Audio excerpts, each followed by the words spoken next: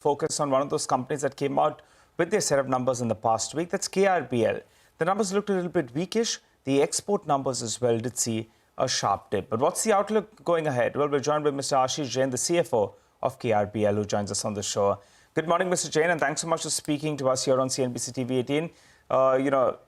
Season's greetings to you as well as your family and your entire team. Let's talk about the numbers, though. The first half of the year, it's been more or less flattish with a mild positive uptick. I think you've grown closer to around 3% in the first half of the year.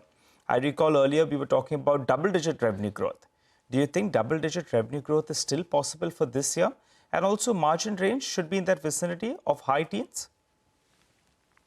Yes, and greetings to you as well. Yes, you are right. The first half has been flattish at around 3%. Now, let me just underline the drivers behind this performance. So if you look at our domestic business, that continues to do well. In fact, Q2 saw solid growth in the domestic business. I think the GST rationalization that happened late last year has come in as a shot in the arm for that business. The retail demand for consumer packs also continues to be strong. So we continue to be positive on the domestic business.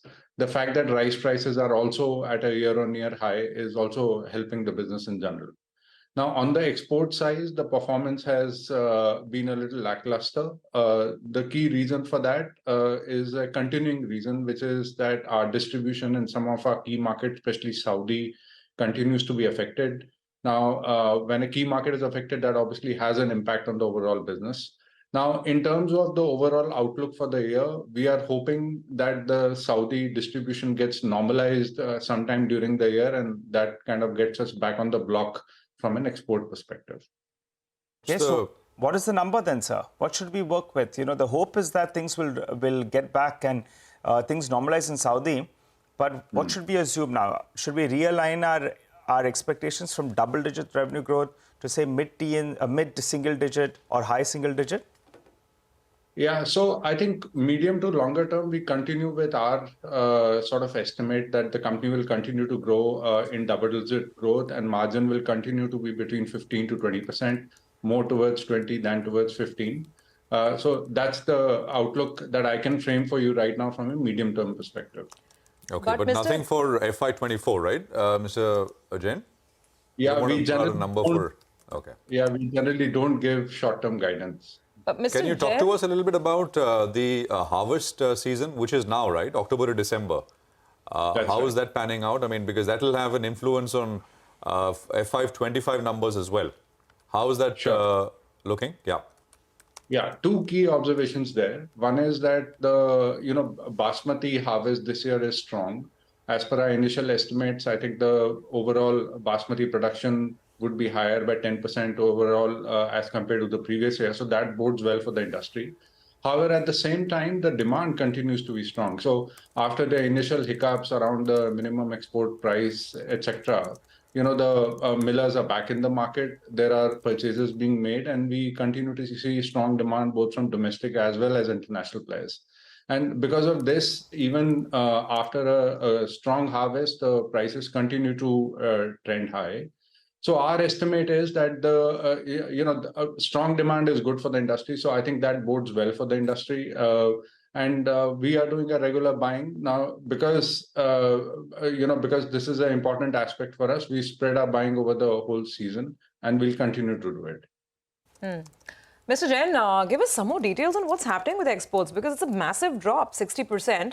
You said distribution issues in Saudi. Can you elaborate on that? And what's happening with other markets? Because I don't think your competitors are seeing this level of a drop in their exports. So what's going on?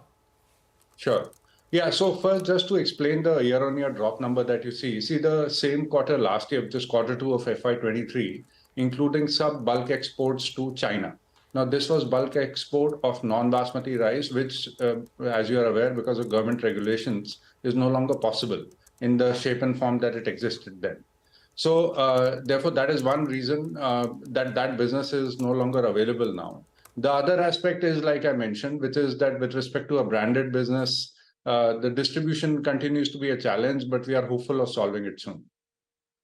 So So, those are the two reasons behind the Yeah, I actually wanted to understand that because the ban on certain varieties of rice, beneath a certain price threshold, I think that's still continuing. So when you talk exports for yourself out of the whole, if let's say 100 is that whole, how much is basmati? I'm guessing the bulk of it is basmati, and how much was the non-basmati, which has now been curbed completely till regulations change again? Yeah, so basmati is the predominant part of our business from an export perspective. However, we do a bulk export of non-basmati opportunistically whenever we are able to get strong margins.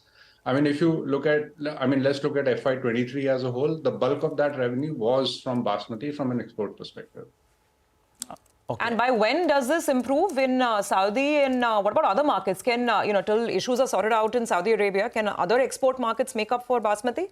I mean, some idea about which month will this be rectified by? We're in November now. Yeah, so sure, no, so definitely. See, we continue to work on other markets, and they're also shaping up well. For example, we've had some distribution improvements in other key markets of Middle East like Kuwait, etc., and that is shaping up well. Similarly, Australia as well as North America are shaping up well for us.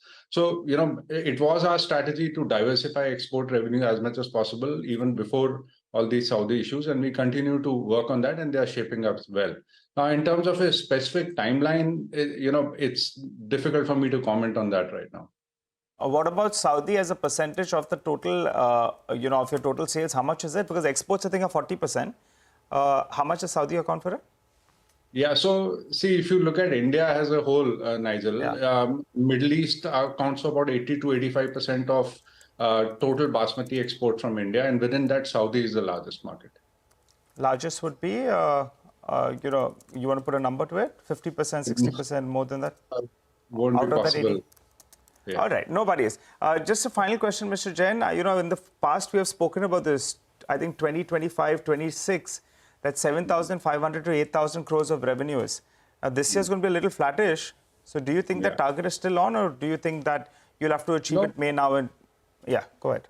Yeah, so like I said, we see the whole Saudi stroke export situation as a temporary situation. Our brand continues to be very, very strong in the international markets. So as soon as these short-term issues are sorted, I think we are hopeful of getting back. Saudi itself, we see as a 700 to 800 crore opportunity once the distribution stabilizes. So, if you see the domestic market, that's doing well, along with once the export situation is normalized, I don't think the target is something very far-fetched. All right, we'll leave it there. Thank you very much. Appreciate you joining in, sir. And thanks for explaining what happened in the quarter and how things are looking. So, maintaining medium-term growth targets, etc., but nothing very specific for FY24.